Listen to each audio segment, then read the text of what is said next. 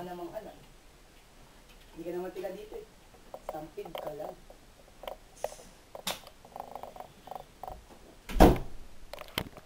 Jeff, kilala mo yung nasa sala? Hmm? Bakit? Sino ka nasa sala?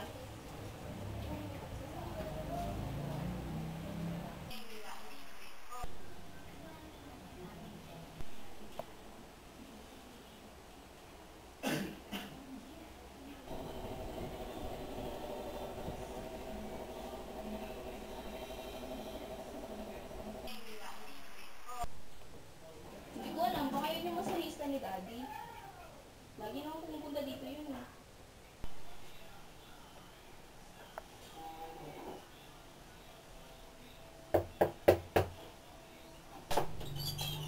Yes.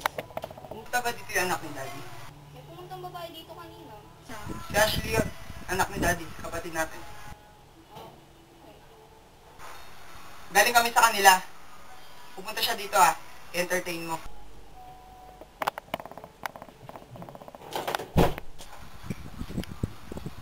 Jess! Jess! Bakit? Usahin mo nga likod ko, sakit. Babae dito kanina. Ano mo yun?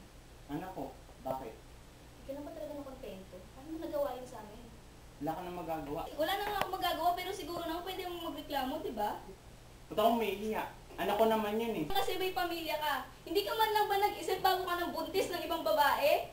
Naghahanap ka ng malasakit sa ibang tao pero sa amin wala kang malasakit. Hindi mo man lang inisip na ako yung masasaktan kasi ako na lang yung huling nakakaalam. Sana man lang nag-isip ka, di ba? Pero hindi mo ginawa yun eh. Pinauna mo yung kalandian mo sa mga babae. Sana maisip mo yun.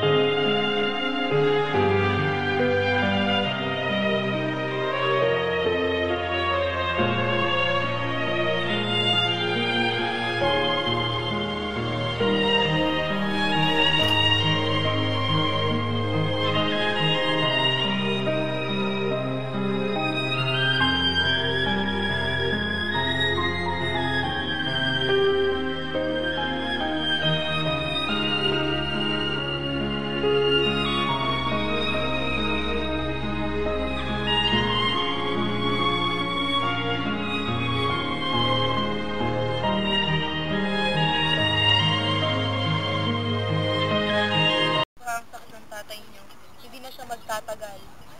Sa totoo lang, anong balak mo, Jess? Anong balak mong gawin? Hindi ka pa ba maghihingi ng tawad sa tatay mo? Kaya niyo ba kapag nawala yan?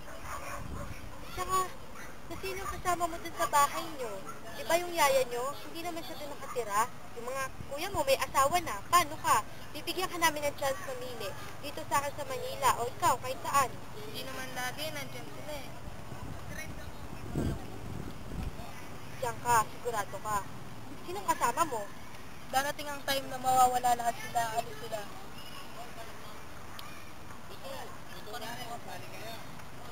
Sino mag-aalaga sa'yo? Kaya ngayon binibigyan ka na namin ng chance.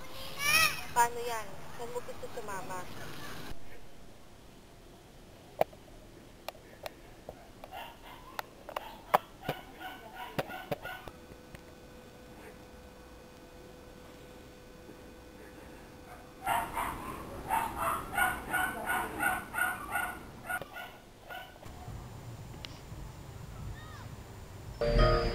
Dad, I'm so sorry. Hindi man lang ako nagkaroon ng lakas ng loob na humingi ng tawad sa'yo.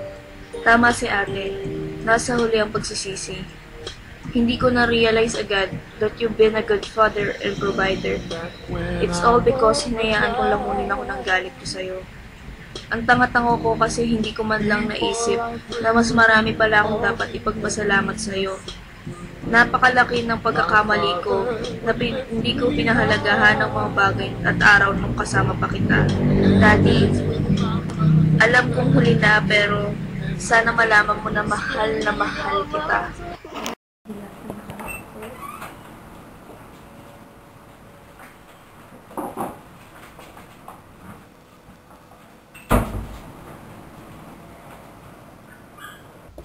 Kailan natin sasabihin kay Mami about kay Ashley? Diba sabi ni Kuya, wag muna natin sabihin kay Mami yung about kay Ashley. Yung anak ng daddy niya, pumunta ba ng gabi? Paano mo nalaman niya? Kailan pa?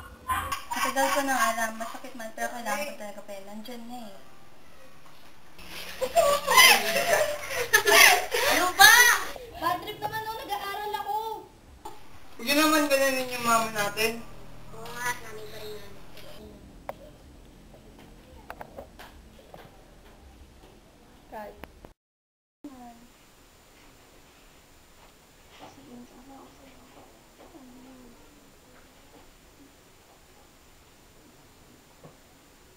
Angel! Neil! Yes?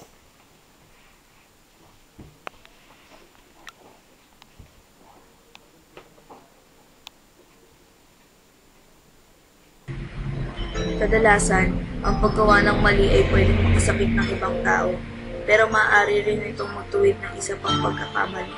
Sa buhay ko, I realize na madami tayong dapat ipagpasalamat. Masama man ito o mabuti dahil nakatulong pa rin ito sa pagbuo ng ating pagkatao. Kung may dapat man tayong matutunan sa mundong ito, yun ay ang matutong magpatawad at tumanggap ng pagkakamali. Magpasalamat, masyado tayong maging mababaw para hindi maintindihan ang mga bagay na ginagawa sa atin ng ibang tao. Maikli lang ang buhay, kaya dapat matutunan nating pahalagahan ang mga tao na dapat nagpapasaya sa atin lalo pa at mga mahal natin. Dahil ang buhay ay parang isang kompetisyon ng munting puzzle na nawawala ng mga piraso. Gugugulin mo lang ang oras mo sa paghahanap ng mga kukumpleto sa piraso nito at kung kailan nahanap mo na ang tamang piraso, saka naman yung maubos ang oras mo.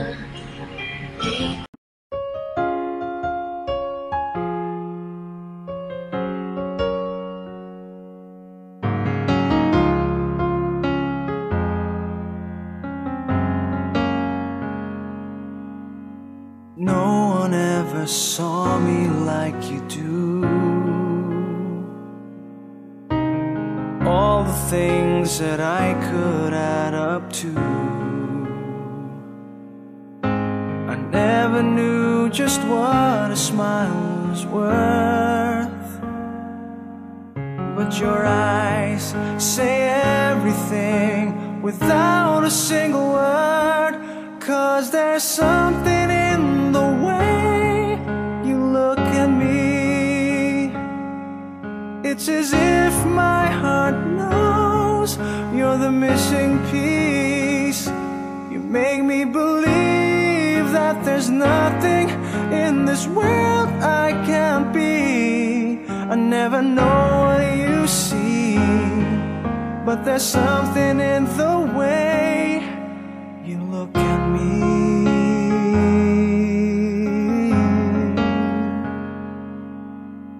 If I could freeze a moment in my mind,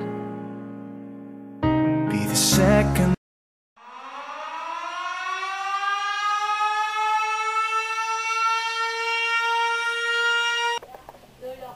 Rock and roll! Ano po sa loob? Atin kay Neil. Yung tatanungin niya may kailangan ka ba? Anong gusto mo? Miel. Miel. Parang idudugtong na lang natin. Kumbaga, di ba? Thomas? Changing camera. Thomas, magbigay ka naman ng electric fan. Street Parang kuhod ka lang sa tatapakan mo eh.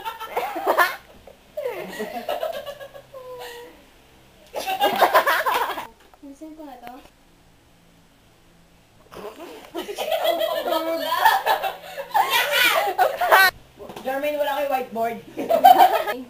Imaginein mong uod na nagpa-plum.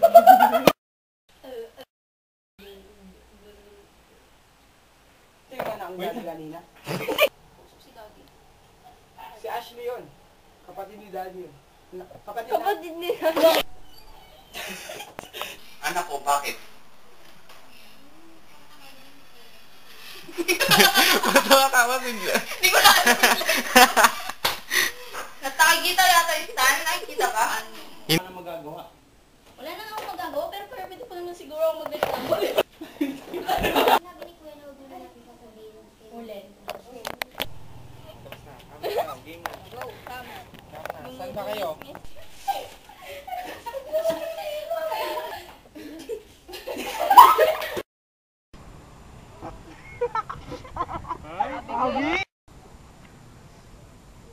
Ano yun? Okay. Ba't ako may hiya? Anak ko naman yun eh. Simple lang kasi may pamilya ka, yun lang yun. Eh buti pa siya, minamalit si...